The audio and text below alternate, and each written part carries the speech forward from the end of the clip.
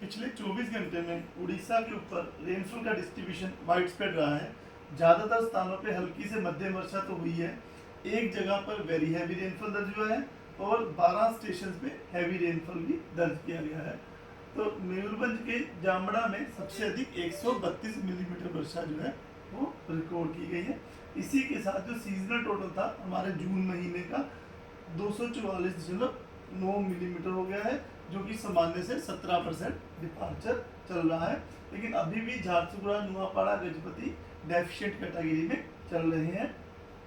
Significant weather system की बात करें तो जो लो प्रेशर एरिया था नॉर्थ वेस्ट बे बंगाल और जर्नी वेस्ट बंगाल के और बांग्लादेश कोस्ट के ऊपर, अभी वो कोस्टल गिगेटिक वेस्ट बंगाल और नेबरहुड के ऊपर लाई कर रहा है।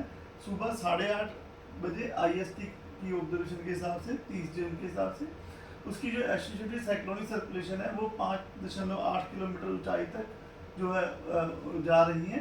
और यह जो सिस्टम ये धीरे धीरे वेस्ट नॉर्थ वेस्टवर्ड डायरेक्शन की तरफ मूव करता हुआ जा रहा है और अगले 2 दिन में वो नॉर्थ उड़ीसा, गिगेटिक वेस्ट बंगाल, झारखंड को क्रॉस करता हुआ जाने की संभावना लग रही है। एक ईस्ट वेस्ट तरफ है जो कि रन हो रही है साउथ वेस्ट उत्तर प्रदेश से टू द साइक्लोनिक सर्कुलेशन, जो लो प्रेशर से एसोसिएटेड साइक्लोनिक सर्कुलेशन है, और वह जो क्रॉस करती हुई जा रही है हमारे साउथ ईस्ट उत्तर प्रदेश, झारखंड और गिगेटिव west Bengal between 0.9 to 3.1 kilometre समुद्र सतह से ऊंचाई पर बनी हुई है ट्रफ। तो इन दो सिस्टम की वजह से आज भी हम एक्सपेक्ट कर रहे हैं कि वाइड स्प्रेड रेनफॉल डिस्ट्रीब्यूशन रह सकता है। आइसोलेटेड प्लेसेस में heavy to very heavy rainfall हो सकती है, जिसमें मयूरभंज, केओंझर, सुंदरगढ़, संबलपुर, कालाहांडी, नवरंगपुर, कोरापुट डिस्ट्रिक्ट शामिल है। उसके अलावा आइसोलेटेड प्लेस में हैवी रेनफॉल हो सकती है बालासोर, भद्रक, जाजपुर, ढेंकनाल, अनुगुल, देवगढ़, झारसुगुड़ा, नुआपाड़ा, रायगढ़, गजपति। और बाकी जो आप देख रहे हैं येलो कलर रीजन, वहाँ पर thunderstorm with lightning, coastal Orissa, और जहाँ जहाँ मैंने हैवी और वेरी हैवी बताया वहाँ पर आइसोलेटेड प्लेस में थंडरस्टॉर्म विद लाइटनिंग और गस्टी 30 to 40 km रहने की संभावना है।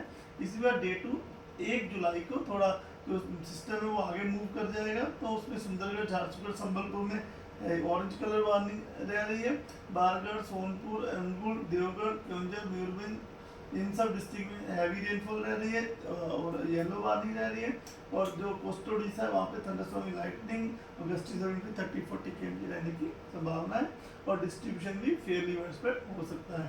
डे 3 यानी 2 जुलाई को सुंदरगढ़, झारसुगुड़ा में आइसोलेटेड प्लेस में हैवी टू वेरी हैवी हो सकता है। इसकी वजह से ऑरेंज कलर वार्निंग दी गई है। बाकी बारगढ़, संबलपुर, देवगढ़, केओंझर, मयूरभंज वहाँ हैवी रेनफॉल की वजह से येलो वार्निंग दी जाती है।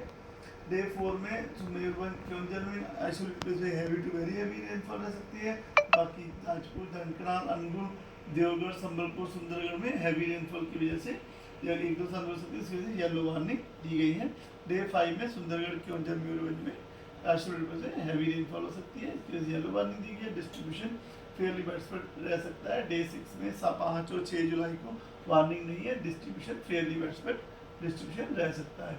फिशरमैन को वार्निंग दी जाती है कि वो 30 जून से लेके 2 जुलाई तक समुद्र में मछलियाँ पकड़ने ना जाएं, क्योंकि हम लोग एक्सपेक्ट कर रहे हैं along and off Orissa coast के ऊपर 35 km to 45 km gusty to 55 km की रफ्तार से हवा चल सकती है, जिसकी वजह से स्कर्ली वेदर रह सकता है और जो सी कंडीशन है रफ टू वेरी रफ रह सकती है, जिसकी वजह से समुद्र के मछुआरों को जाने के लिए मनाही दी जाती है। धन्यवाद।